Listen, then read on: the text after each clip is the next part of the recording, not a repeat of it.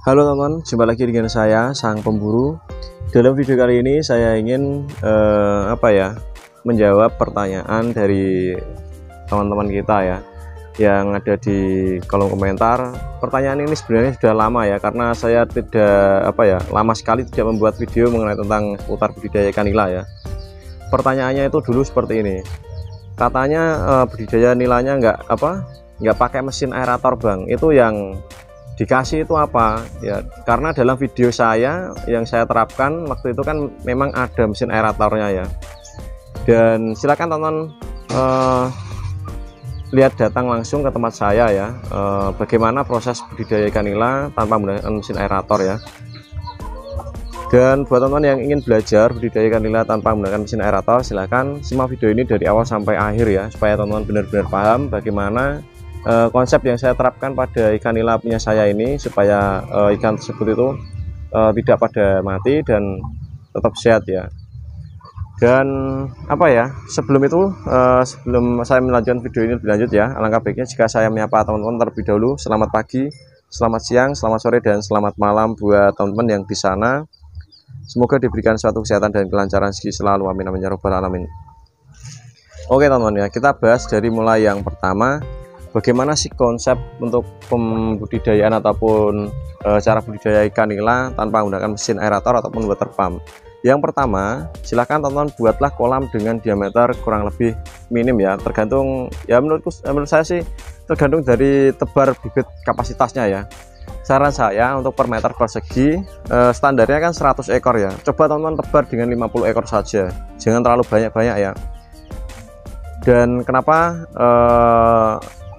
saya bilang seperti itu, karena untuk teman-teman jika ingin budidaya ikan nila tanpa menggunakan mesin aerator ya, teman-teman harus mengurangi dari jumlah kapasitas kolam ya, supaya ikan nila tersebut itu tidak kekurangan oksigen teman-teman. Jadi itu kunci yang penting sekali ya, itu kunci yang utama. Dan kolam yang saya gunakan ini dengan diameter 4 ya, diameter 4 saya tebar kurang lebih sekitar 650 ekor ya.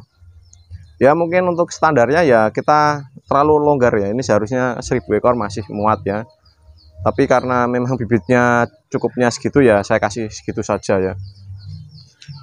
Sebenarnya ada bibit teman-teman ya, saya sebenarnya kan melakukan pemijahan nila sendiri ya. Ini ada bibit nila, tapi ya belum saya taruh di sana ya, karena ini ukurannya masih kecil ya. Seharusnya sudah siap untuk saya masukkan ke sana ya. Dan yang sebelah sini juga masih banyak sekali larva-larva dari anakan ikan nila teman ya. Dan untuk anakan ikan nila saya wajib menggunakan aerator, karena saya takutnya itu kekurangan oksigen ya. Sebenarnya kalau tidak menggunakan aerator tidak apa-apa teman. Jadi saya kasih aerator supaya kadar oksigen itu tercukupi lah untuk larva tersebut ya.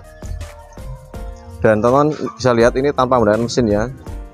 Dan jika teman bertanya itu ada air mancur itu apa bang, itu tidak mesin teman ya, itu hanya air tandon ya, air tandon dari itu ya.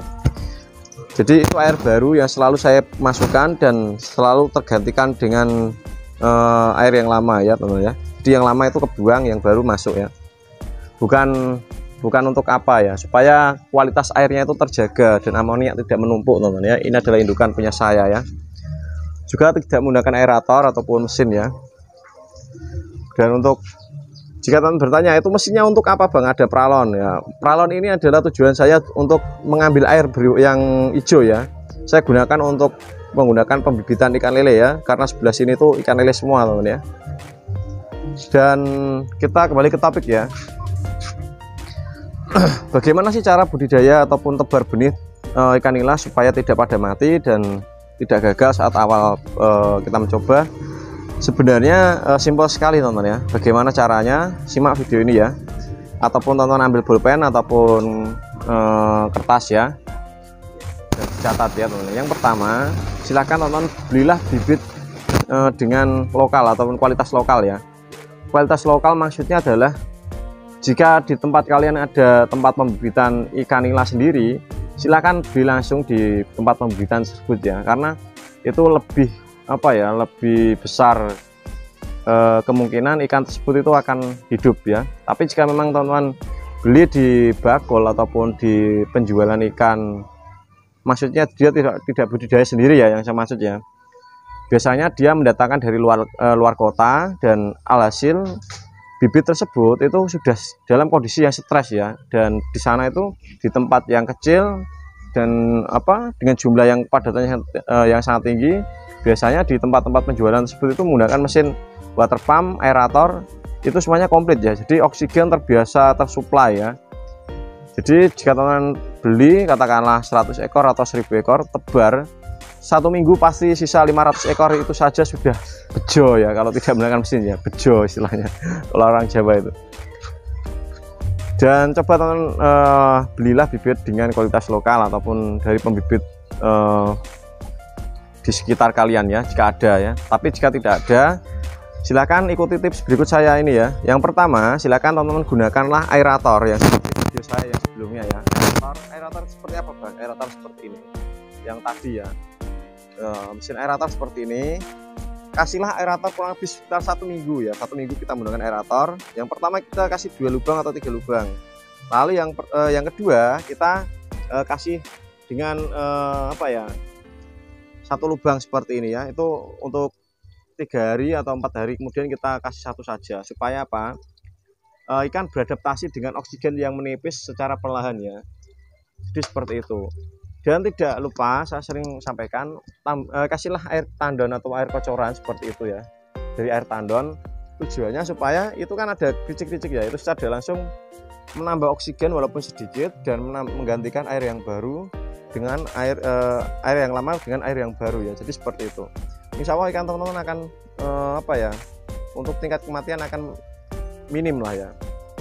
Kalau kematian pasti ada, tapi kalau jumlah yang besar itu tidak ya, mungkin akan menekan angka kematian lah istilahnya. Tapi kalau teman-teman membeli dengan bibit, misal punya saya ini kan pemijahan sendiri ya, insya Allah saya garansi 99% ikan hidup. Jika ada yang mati dari 10 ekor, saya garansi 100%. Jadi seperti itu mungkin ya. Tapi kalau ada catatan ya teman ya, jika yang beli dari tempat saya itu dekat, istilahnya 1 kota saja ya, itu insya Allah aman dan tidak salah penanganan dalam budidaya ikan nila. Contoh misal tidak memberikan pakan berlebih, tidak airnya tidak terlalu dangkal, dan juga teman-teman harus tidak terlalu teduh juga. Pokoknya apa yang diinginkan ikan kita harus siapkan terlebih dahulu ya. Dan mungkin jika teman-teman ada yang bertanya mengenai tentang seputar budidaya ikan nila, teman-teman silakan tanyakan di kolom komentar ya. Nanti saya akan coba bahas di video saya berikutnya ya. Oke, mungkin itu saja yang bisa saya bagikan buat teman-teman ya. Jika ada kekurangan dalam video ini, silakan tanyakan di kolom komentar teman-teman ya. Oke, salam dari saya, sang pemburu, salam jos. Assalamualaikum warahmatullahi wabarakatuh. Salam petani ikan lele Nusantara, salam jos ya. Oke.